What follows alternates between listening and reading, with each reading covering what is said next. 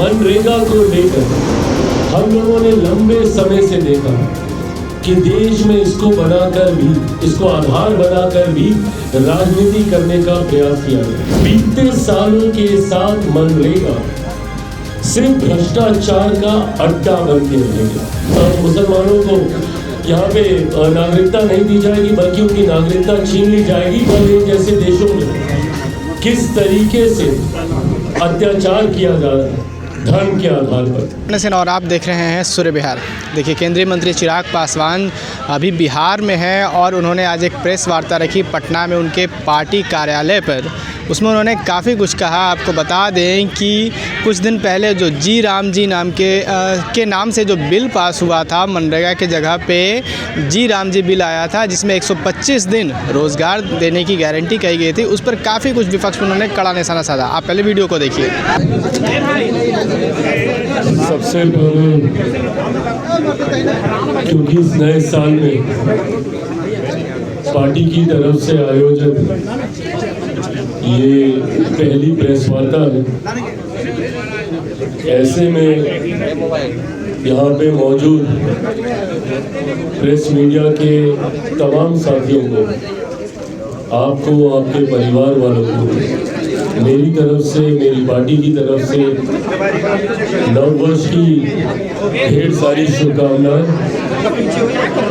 और आपके माध्यम से बिहार की जनता को भी नववर्ष की शुभकामनाएं, इस उम्मीद, इस विश्वास के साथ कि ये साल बीते हुए सालों से ज़्यादा बेहतर, ज़्यादा खूबसूरत और ज़्यादा खुशहाली लेकर हम सबके जीवन में आए, ये कामना करता हूँ। साथियों, आज इस प्रेस वार्ता के माध्यम से यकीनन बिहार प्रदेश से जुड़े हुए कई विषय, पार्टी से जुड़े हुए विषय जो आपके समक्ष मैं भी रखूंगा, आप लोगों के यकीनन कई सवाल भी होंगे, उनके भी हम लोग जवाब देने का प्रयास करेंगे। पर इन तमाम बातों से पूर्व एक राष्ट्रीय मुद्दा जिसके बारे में मैं आप सबके समक्ष अपनी बातों को, अपनी तरफ से, अपनी पार्टी की तरफ से अपनी बातों को रखना चाहता हूँ, क्योंकि विपक्ष ने पिछले कुछ सालों में, कांग्रेस, राजद जैसी पार्टियों ने पिछले कुछ सालों से झूठ बोलकर और लोगों को भ्रमित कर कर डराने की राजनीति की एक नई परंपरा शुरू की है। जितने भी विषय सरकार के द्वारा उठाए गए या फैसले लिए गए या नीतिगत विषयों पे जब जब सरकार ने अपनी बातों को रखने का काम किया, ऐसे में विपक्ष ने जनता के बीच एक डर का, एक भय का माहौल तैयार करने का प्रयास किया।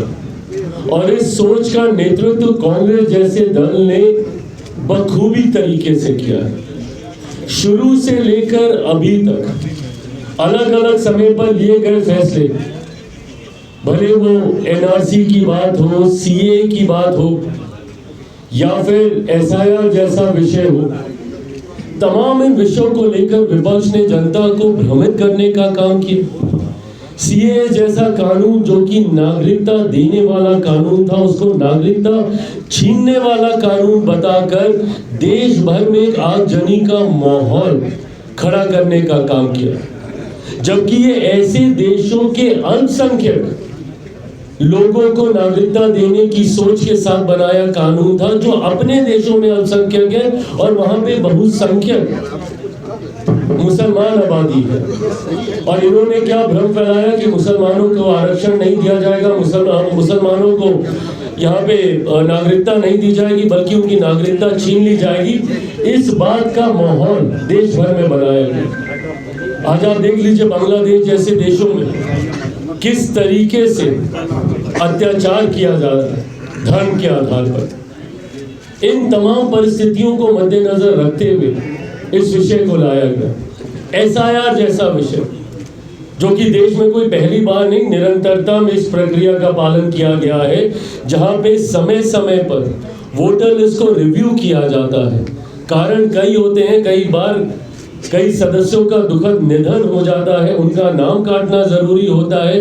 कई लोग दूसरे राज्यों में चले गए होते हैं, उनका नाम हटाना जरूरी होता है। कई फर्स्ट टाइम वोटर्स होते हैं, उनका नाम जोड़ना जरूरी होता है। तो ये रिव्यू चलता रहता है समय समय पर, रेगुलर इंटरवल्स पे। अब एसआईआर को लेकर क्या वोट चोरी, वोट चोरी, वोट चोरी। बिहार में कांग्रेस और उनके नेता राहुल जी ने 12-15 दिन तक एक ऐसा माहौल तैयार करने का प्रयास किया कि ना जाने अगर एसआईआर आ गया तो क्या हो जाएगा। और आप लोगों ने देखा कि हंगामा सड़क पे तो किया, बट जहां पे औपचारिक आपत्ति दर्ज करानी थी, किसी ने जाकर वहां पे कोई आपत्ति दर्ज नहीं करे। और ना ही भाई, हम लोग के भी तो बीएलए हैं हर एक जगह पे, हर बूथ पे। हम लोगों के बीएलए के माध्यम से भी कहीं हम लोग को कोई ऐसी शिकायत नहीं आई कि ये गड़बड़ी हुई, वो गड़बड़ी हुई। और अगर इतने बड़े स्तर पे कोई गड़बड़ी होती तो भैया बिहारी हैं, खामोश थोड़ी बैठते, सड़क पर आते, अपने हक, अपने अधिकारों के लिए लड़ने का काम करते। पर पूरा चुनाव शांतिपूर्वक बीत गया, कहीं कोई ऐसी खबर सुनने को नहीं मिली। अब जहां जहां और चुनाव हो रहे हैं वहां पे वोट चोरी, वोट चोरी, वोट चोरी, जबकि बिहार की जनता ने लोकतांत्रिक तरीके से इनके इस विषय का जवाब देने का काम किया।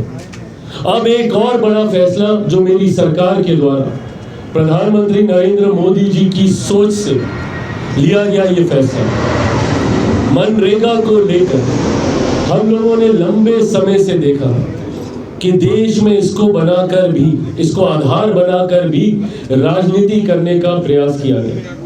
मनरेगा को लेकर कांग्रेस ने बड़े बड़े दावे, बड़े बड़े वादे और एक ऐतिहासिक सोच वाला ऐतिहासिक फैसला बताकर हमारे देश के लोगों को मिट्टी खोदने के काम में लगाकर रखने का काम किया। और बीते सालों के साथ मनरेगा सिर्फ भ्रष्टाचार का अड्डा बन के रह गया। और हर वो व्यक्ति जो मनरेगा से जुड़ा हुआ है वो इन बातों से सहमत होगा कि किस तरीके से मनरेगा में भ्रष्टाचार किया जाता है, किस तरीके से हस्ताक्षर करा लिए जाते हैं, बिचौलिए पैसे ले जाते हैं, या सिर्फ हस्ताक्षर करके बिना कोई काम किए हुए पैसों की निकासी कर ली जाती है। सिर्फ और सिर्फ करप्शन। साल दर साल बीतते गए, इस व्यवस्था का लाभ किसी परिवार को मिला हो, किसी गरीब मजदूर को मिला हो, ये अनुभव हम लोग को ना के बराबर हुआ। जनशक्ति पार्टी रामविलास का केंद्रीय संसदीय बोर्ड चुनाव की दृष्टि से बंगाल में हम लोग की क्या भूमिका रहेगी, इस पर अंतिम फैसला ले सके। इन तमाम विषयों को कि हम लोग जानकारी इकट्ठी कर रहे हैं, पर मैं ये मानता हूँ कि इन योजनाओं का असर है कि आज देश में केंद्र की सरकार और एनडीए का गठबंधन हर बीतते दिन के साथ मजबूत होता जा रहा है और ज्यादा लोकप्रिय होता जा रहा है। और इसका लाभ बाकी राज्यों में भी हम लोग को मिलेगा, विपक्ष भले कितना भी भ्रम फैलाए। मैं ये मानता हूँ कि जिस तरीके से एसआईआर पर भ्रम फैलाकर इन लोगों ने हमें बिहार जीतने में मदद की, उसी तरीके से अब जी राम जी का विरोध कर ये हम लोग को बंगाल जीतने में भी हम लोगों की ही मदद करेंगे। सेल्फ गोल करने के लिए कांग्रेस, उनके सहयोगी, उनके नेता जाने जाते हैं, तो यकीनन इसका लाभ भी हम लोगों को मिलेगा। नववर्ष में लोक जनशक्ति पार्टी रामविलास भी पार्टी के संगठन के विस्तार को लेकर आगे बढ़ने का काम कर रही है, जहां आने वाले दिनों में बहुत जल्द राष्ट्रीय समिति में भी कई बदलाव पार्टी के द्वारा किए जाने हैं। मैं मानता हूं कि इस महीने के आखिर तक उसको भी आप सबके साथ साझा कर दिया जाएगा और उसी के अनुरूप बिहार में भी संगठन के स्तर पर कई महत्वपूर्ण बदलाव किए जाएंगे। ऐसे में नई जिम्मेदारियां पार्टी के कई नेताओं को दी जाएंगी। पार्टी आज एक मजबूत स्तर पर पहुंची है।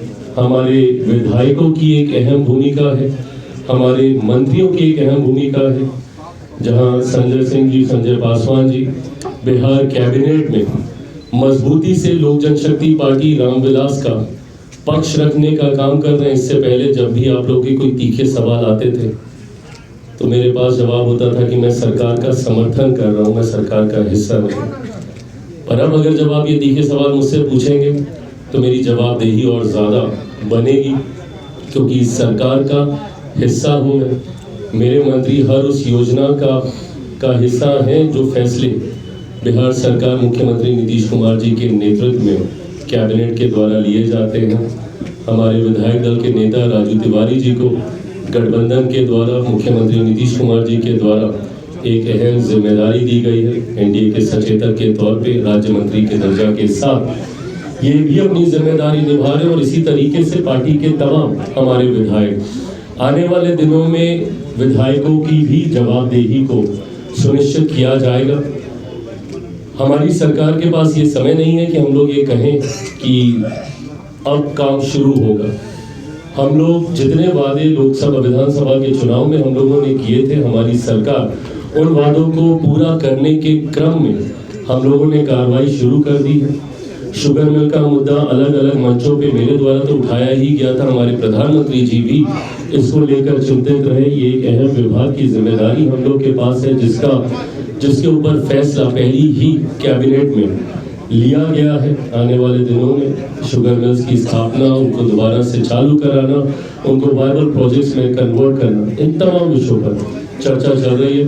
मैं मानता हूँ कि आने वाले 5 साल बिहार के लिए एक स्वर्णिम काल के तौर पर होंगे। इन 5 सालों में डबल इंजन की सरकार का लाभ मेरे प्रदेश को मिलेगा, और 5 सालों के बाद जब पुनः हम लोग चुनाव में जाएंगे तो इस चुनाव में किए गए हर एक वादे को पूरा करते हुए पूरी जवाबदेही के साथ हम लोग चुनाव में जाएंगे।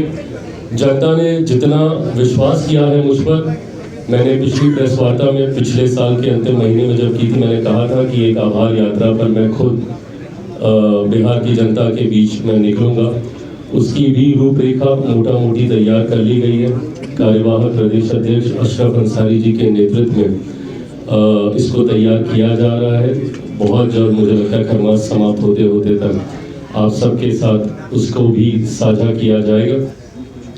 ऐसे में एक बार फिर से आप सबको नववर्ष की शुभकामनाएं देते हुए 15 तारीख को लोक जनशक्ति पार्टी रामविलास ने बिहार प्रदेश में यहीं पर हम लोगों ने पार्टी कार्यालय में हम लोगों ने दही चूड़ा का आयोजन रखा है। आज मेरी मुख्यमंत्री नीतीश कुमार जी से भी मुलाकात हुई, जहां उनको नववर्ष की शुभकामनाएं देने के साथ साथ दही चूड़ा के भोज के लिए भी उनको आमंत्रित किया गया है।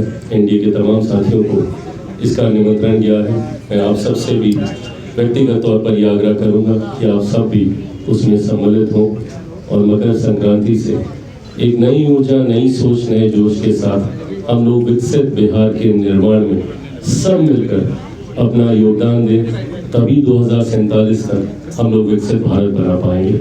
बहुत बहुत धन्यवाद। तो सुना आपने कि वो क्या कुछ कह रहे थे, जी राम जी की बात हो या फिर उन्होंने विपक्ष पर काफ़ी कड़ा निशाना साधा कि विपक्ष को अपने आप पर ध्यान देना चाहिए। बंगाल के चुनाव हो या फिर असम का चुनाव हो, उन्होंने भी साफ तौर से कहा कि असम में तो सरकार तो वापस आएगी ही, और इसके अलावा बंगाल में भी एनडीए की सरकार आ रही है। बात कहाँ तक सही है, क्या कुछ होगा, ये चुनाव जब बंगाल में होगा या फिर असम में होगा, ये तब पता चलेगा। फिलहाल आप क्या सोचते हैं, अपनी प्रतिक्रिया कमेंट बॉक्स में जरूर दें। सूर्य बिहार पर बने रहें। मैं हूं आपके साथ प्रणय सिन्हा। बहुत बहुत धन्यवाद।